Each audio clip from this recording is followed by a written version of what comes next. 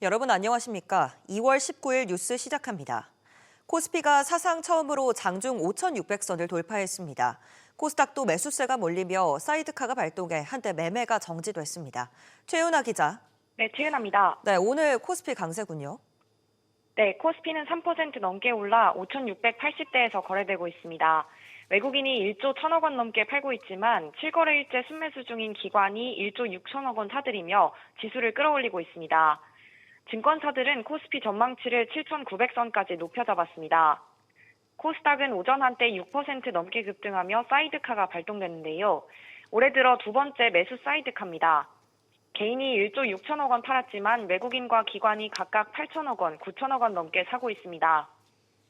달러원 환율은 다시 1,450원대로 올라섰는데요.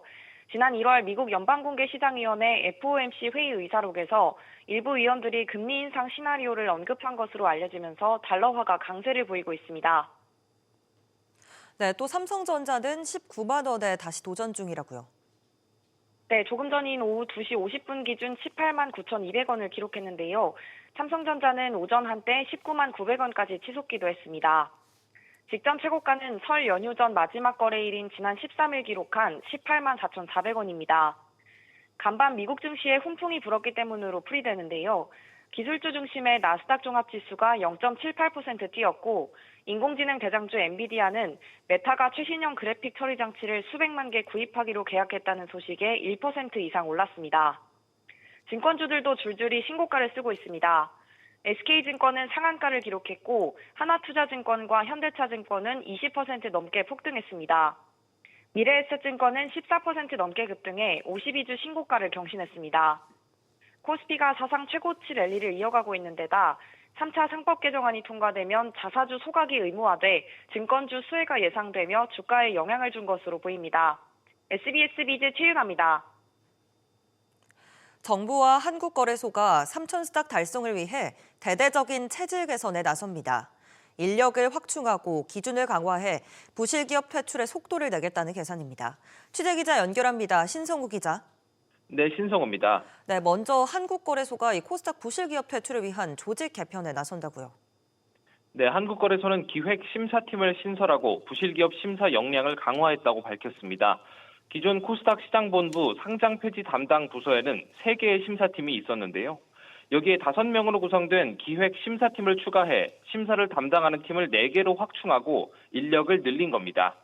이와 함께 내년 6월까지 코스닥 시장 본부장을 단장으로 하는 상장 폐지 집중 관리단도 운영하기로 했는데요. 관리단은 앞으로 상장 폐지 진행 상황을 직접 주관하게 됩니다. 지난해 코스닥 시장 상장 폐지 기업은 총 38개로 전년 대비 크게 증가했습니다. 그만큼 장기간 부실 기업들이 누적되어 있다는 뜻인데요. 거래소는 3,000스닥 달성을 목표로 이 같은 부실 기업 퇴출에 속도를 내겠다는 방침입니다. 네, 인력 확충뿐만 아니라 이 절차도 단축되죠. 네, 우선 지배주주가 동일한 여러 기업이 동시에 상장 폐지 심사 대상이 될 경우 앞으로는 통합 심사를 시행하기로 했습니다. 또 심사 시 기업에게 부여 가능한 최대 개선 기간을 기존 1년 6개월에서 1년으로 단축하고요. 개선 기간 도중 중간 점검도 강화해 영업 지속성이나 존속 능력이 떨어질 경우 개선 기간 종료 전에라도 퇴출 여부를 조기 결정합니다. 이 밖에 자본 잠식, 불성실 공시 등 심사 요건을 강화해 부실기업 퇴출을 가속화하기로 했는데요.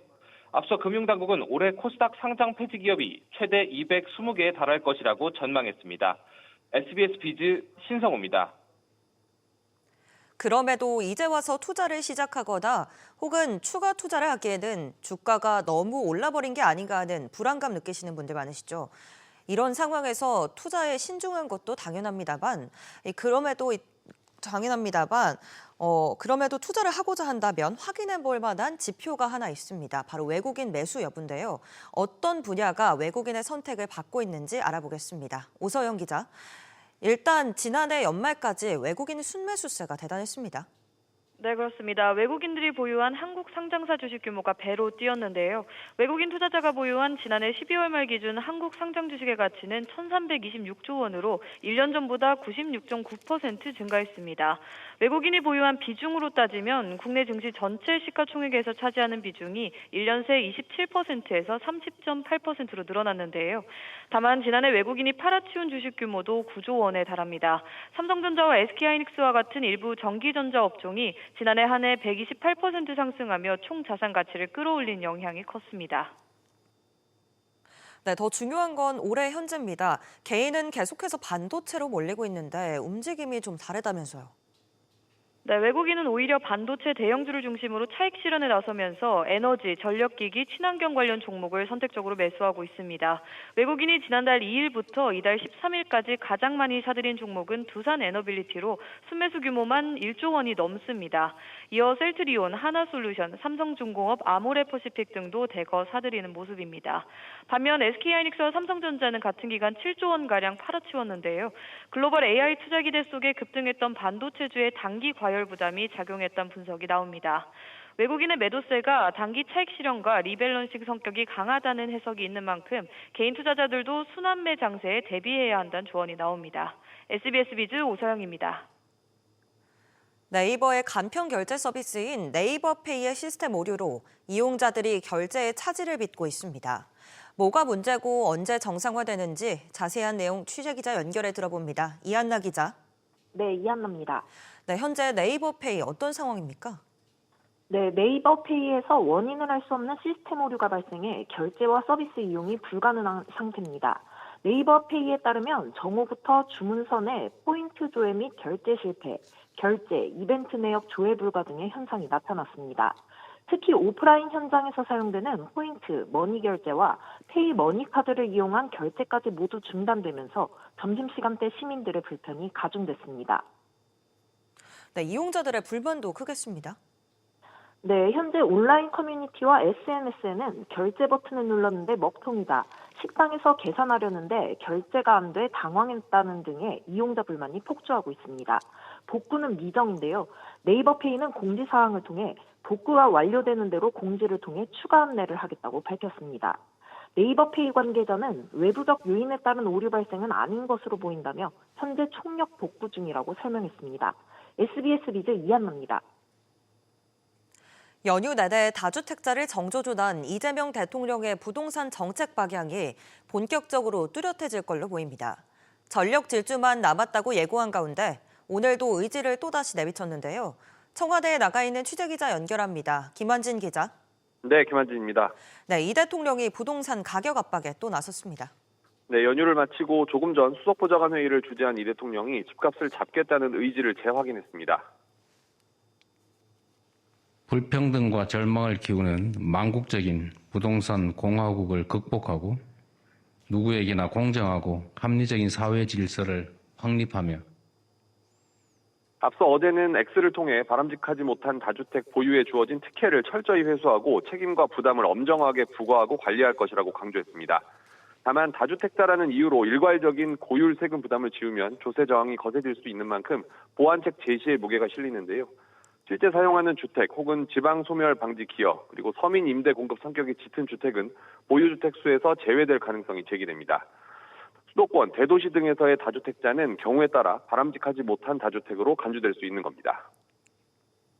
네, 초고가 주택도 타기 시도의 가능성이 있다고요. 네, 이 대통령이 연휴 기간 내내 X를 통해 부동산, 민생을 강조하며 전력 질주만 남았다고 예고한 만큼 집값 잡기 드라이브를 걸면서 세부담이 느는 흐름이 짙어질 수 있습니다. 1주택자라도 실거주하지 않는 이른바 똘똘한 한 채 보유 시 세금 부담이 더 커질 수 있는 건데요. 이런 분위기에서 재경부가 부동산 세제 합리화 방안 마련 과정에서 7월 말 발표 예정인 세제 개편안에 보유세, 거래세 개편안을 담을 수 있다는 전망이 제기됩니다. 또 법 개정 없이 시행할 수 있는 공정시장 가액 비율 상향과 공시가격 현실화율 로드맵 복원 등도 등장할 여지가 있는데요.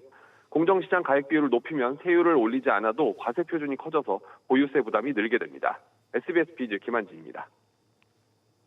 이렇게 연일 소셜미디어를 통해 부동산 규제 화두를 던지고 있는 이재명 대통령의 발언을 정부가 본격적으로 뒷받침하고 나섰습니다. 임대 사업자들의 대출 연장이 특혜가 아니냐고 지적한 대통령의 발언에 따라 금융당국이 은행 등의 담당 임원을 소집해 본격 점검을 시작합니다. 어떤 카드가 등장할지 전망해 보겠습니다. 오수영 기자. 네, 금융당국이 설 연휴가 끝나자마자 전 금융권 관련 임원을 불러 모았습니다. 그렇습니다. 금융위원회는 오늘 오후 은행권과 상호금융권 등 전 금융권 기업 여신부 담당 임원들을 소집해 임대사업자의 대출 상환 방식과 만기 연장 절차를 점검합니다. 설 연휴 직전인 지난 13일 전 금융권 점검 회의를 했는데 연휴 직후로 재차 소집한 건데요. 앞서 이 대통령은 양도세까지 깎아주면서 수년간 기회를 줬는데도 다주택을 해소하지 않고 버틴 다주택자들에게 대출 만기가 됐는데도 연장 혜택을 주는 게 공정하겠느냐고 지적한 이후 설 연휴 동안에도 이 문제를 재차 언급하며 다주택자 대상 금융 특혜 관행을 겨냥했습니다. 네, 실질적인 연장 규제가 어떤 방식이 될지도 짚어보죠. 임대사업자가 만든 대출 규제인 RTI가 거론되던데 이게 어떤 식입니까?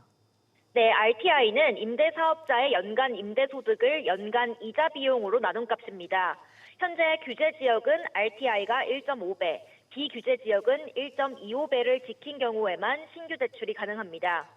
규제 지역 주택 임대사업자의 연간 이자 비용이 1,000만 원이라면 임대소득은 적어도 연 1,500만 원은 돼야 은행에서 대출을 받을 수 있다는 뜻인데요. 금융위원회는 임대사업자가 3에서 5년 전에 받은 대출의 만기를 연장할 때 RTI 규제를 엄격하게 적용하도록 할 방침입니다. 은행권은 임대사업자의 최초 대출 시 담보가치와 임대소득 등과 함께 RTI를 종합적으로 심사하지만 만기 연장 시에는 형식적인 점검만 거치고 RTI 요건을 따로 보지는 않아온 것으로 알려졌습니다. 지난해 말 기준 은행권 부동산 임대업 대출 잔액은 157조 원이며 이 중 상가와 오피스 등 상업용을 제외한 주거용 임대사업자 대출은 13조 9천억 원 규모로 추산됩니다. SBS 비즈 오수영입니다. 이재명 대통령이 최근 부동산 시장을 향해 연일 강도 높은 경고 메시지를 쏟아내고 있죠. 왜 이렇게까지 강하게 나오는지 이유를 설명해주는 통계가 오늘 나왔습니다. 지난달에도 서울 아파트 값이 한 달 새 1% 넘게 뛴 걸로 확인됐는데요. 조슬기 기자. 네, 조슬기입니다. 네, 서울 집값이 연초부터 들썩이고 있다고요. 그렇습니다. 한국부동산원이 오늘 발표한 1월 전국 주택가격 동향조사에서 서울 아파트값이 한 달 새 1% 넘게 뛴 것으로 확인됐습니다. 지난해 10월 1.43%로 고점을 찍은 뒤 11월엔 0.81%, 12월엔 0.87%로 다소 주춤했다가 새해 들어 다시 1%대로 올라선 겁니다. 강남권에선 이 송파구가 1.56%로 서울 25개구 중 가장 많이 올랐고 동작구가 1.45%, 강동구와 양천구가 각각 1.35%, 1.28% 순으로 올랐습니다. 강북도 성동구는 1.37%, 용산구는 1.33%, 중구는 1.18%로 재건축 추진단지와 역세권을 중심으로 강세가 뚜렷했습니다. 매매뿐 아니라 전세와 월세도 동반 상승했는데요. 서울 전세는 지난달 0.46%, 월세는 0.45% 올랐는데 전체적인 매물이 줄어든 상황에서 신축 학군지 또 역세권, 임차 수요가 몰린 결과입니다. 이재명 대통령이 집값을 잡겠다며 강경 발언을 이어온 배경에 이 같은 시장 흐름이 있었던 셈입니다. 네, 대통령의 다주택자 경고 이후 설 연휴가 지났는데 현장 분위기는 어떻습니까? 네, 다주택자 매물은 늘고 있지만 이 매도인들이 가격을 크게 낮추지 않으면서 이 팽팽한 눈치 싸움이 이어지고 있습니다. 대치동이나 용산 등 이 핵심지에서 이 시세 대비 5에서 10% 정도 빠진 매물은 보이는데요. 다만 아직 던지기 수준의 급매는 드문 상황입니다. 전문가들은 절세 매물이 쏟아질 4월까지는 단기 조정이 불가피하다고 보고 있는데요. 다만 역대급 공급 부족 탓에 이 구조적 하락으로 전환되기는 어려울 것이란 전망이 많습니다. SBS 비즈 조슬기입니다. 상속세 자료 오류로 망신을 산 대한상공회의소가 최근 외부 인력으로 구성된 대규모 사설 검증 자문단을 꾸리기로 한 걸로 확인됐습니다. 최대 50명 규모까지 검토되고 있는데 실추된 조직 위상 회복에 결정적인 역할을 할지가 주목됩니다. 단독 취재한 기자 연결해 보겠습니다. 박규준 기자. 네, 박규준입니다. 네, 대한상의가 이렇게까지 대규모 검증단을 꾸리는 건 전례가 없는 일 아닙니까? 구체적으로 어떻게 운영되는 건가요?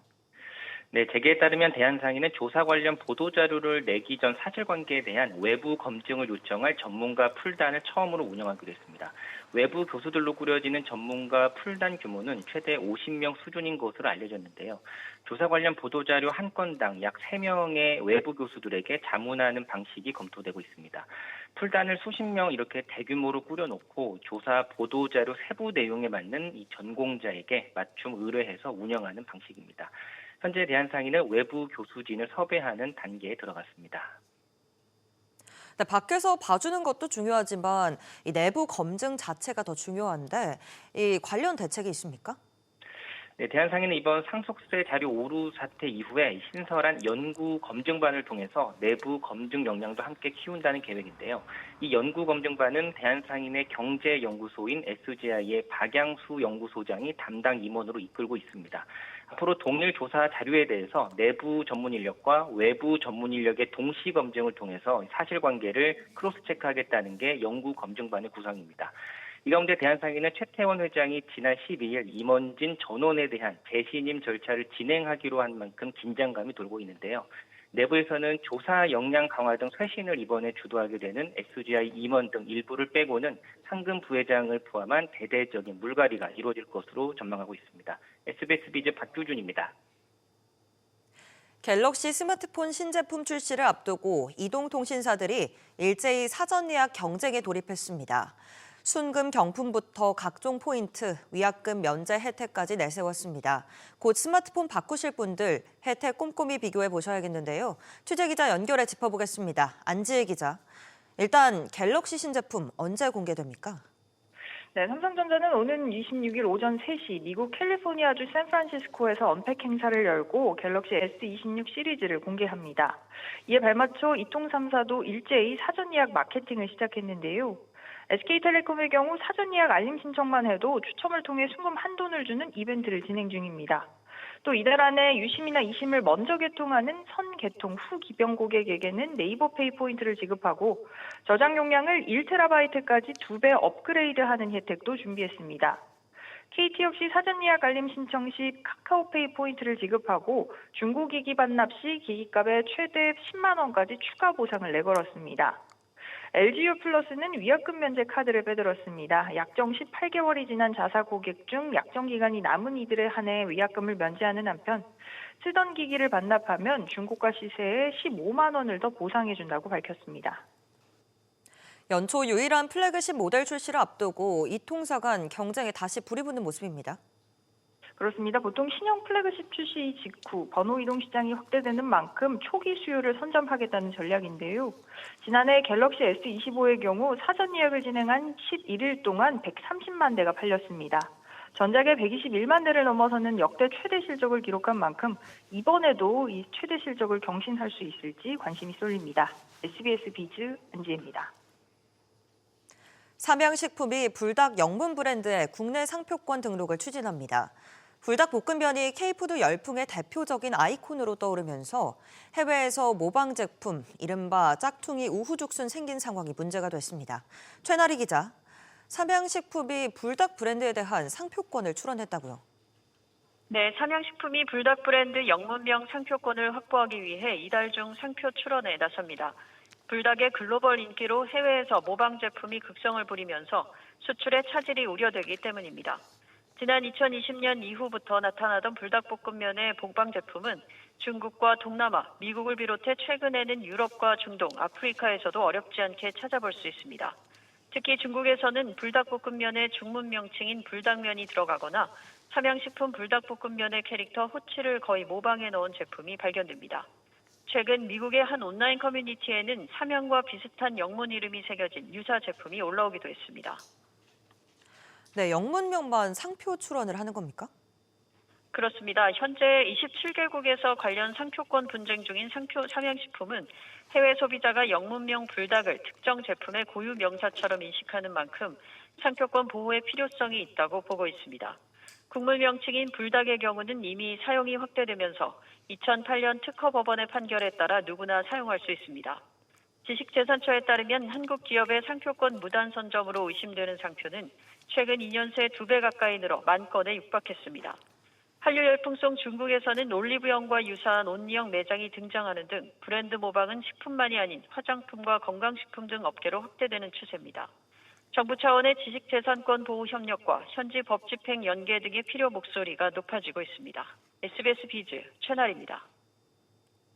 삼성물산이 앞으로 3년 동안 경쟁력 강화를 위해 최대 9조 4천억 원 규모의 투자를 진행하겠다고 밝혔습니다. 삼성물산은 에너지, 바이오 등 미래 성장 사업에 최대 7조 5천억 원을 투자한다고 공시했습니다. 이어 기존 사업 경쟁력과 수익 기반 강화를 위해 약 1조 9천억 원의 투자금을 집행할 방침입니다. 배당과 관련해서는 현행 2천 원인 최소 배당금을 2,500원으로 25%가량 올리겠다고 덧붙였습니다.